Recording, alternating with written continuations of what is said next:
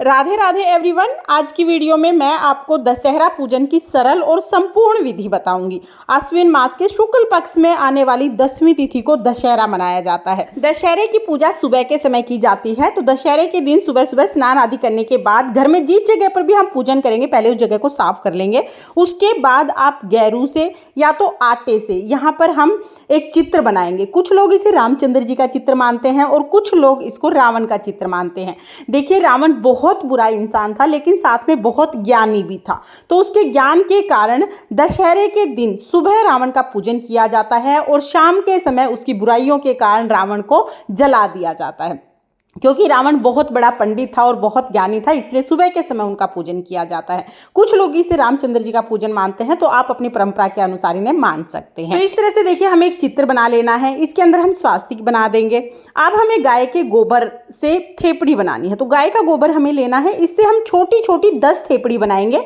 रावण के 10 सिर माने जाते हैं, यानी कि रावण इतना बुद्धिमान था कि 10 मस्तिष्क जितनी बुद्धि उनमें थी, तो इसलिए उनके 10 सिर माने जाते हैं। अब 10 सिर के रूप में 10 हम थेपड़ी बना देंगे। अगर आपके पास गाय का गोबर नहीं है तो आप आटे से भी ये थेपड़ी बना सकते हैं। अगर आटे से बना रहे हैं तो आटे को गूंथते टाइम नमक नहीं डालिएगा। और वैसे परंपरागत रूप से गाय के गोबर से ही ये थेपड़ियां बनाई जाती हैं। तो यहाँ पर 10 थेपड़ी हम बना लेंगे। चित्र हमने बना लिया है। पूजा की पूरी तैयारी हमने इस तरह कर ली है। अब हम पूजा शुरू करेंगे तो पहले देसी घी का दीपक जलाएंगे।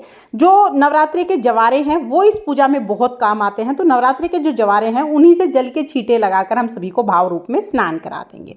अब इसके बाद जितनी भी थेपड़ियां हैं सभी को हम तिलक करेंगे। स्वास्तिक को भी तिलक करेंगे, साथ में हम जो दिया है उसको भी तिलक कर देंगे। सभी को तिलक करने के बाद जो नवरात्रि में हमने जवारे उगाए थे वो जवारे हमें इन थेपड़ियों पर चढ़ाने हैं। तो नवरात्रि के जवारे दशहरे पे चढ़ाए जाते हैं। आप ये जवारे सभी थेपड़ियों पर थोड़े थोड़े जवारे हम चढ़ा देंगे। और ये जो जवारे हैं ना, ये घर में सभी सदस्यों के कान पे भी टांगे जाते हैं, तो मैं आगे आपको बताऊंगी। तो सभी को जवारे समर्पित कर देंगे। उसके बाद हमें मिट्टी की मटकी लेनी है। ये 10 मटकी हमें लेनी होती है। मिट्टी की कुलिया इनको बोलते हैं।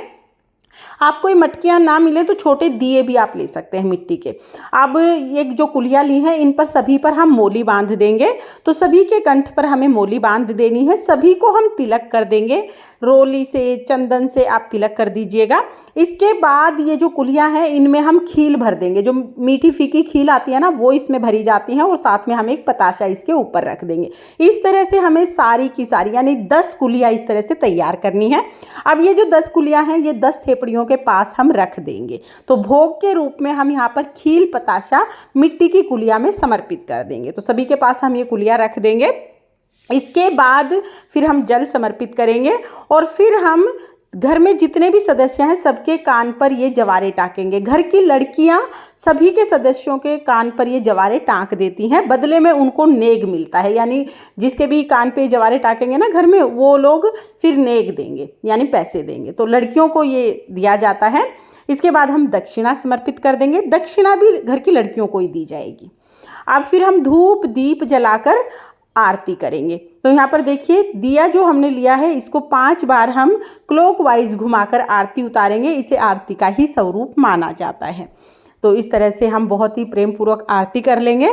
आरती करने के बाद हाथ जोड़कर पूजा में रही कमियों के लिए क्षमा याचना करेंगे और ज्ञान बुद्धि के लिए प्रार्थना करेंगे। उसके बाद थोड़ा सा जल अपने हाथ में लेके सारी जो पूजा है उसके ऊपर से 2 बार वार देंगे। तो इस तरह से दशहरे की जो पूजा है वो पूर्ण हो जाएगी। पूजा के बाद जो जल का लोटा है वो हम सूर्य देवता को अर्घ दे देंगे।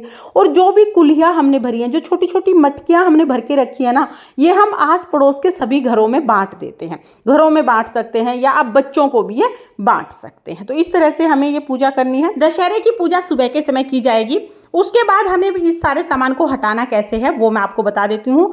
तो देखिए, दोपहर में हम इसको हटा देंगे। सुबह जब आप पूजा करेंगे उसके बाद पूजा के बाद ही जितनी भी कुलिया हैं वो सब आप सब लोगों में बांट देंगे। बाहर बच्चों में या आस पड़ोस में बांट देंगे।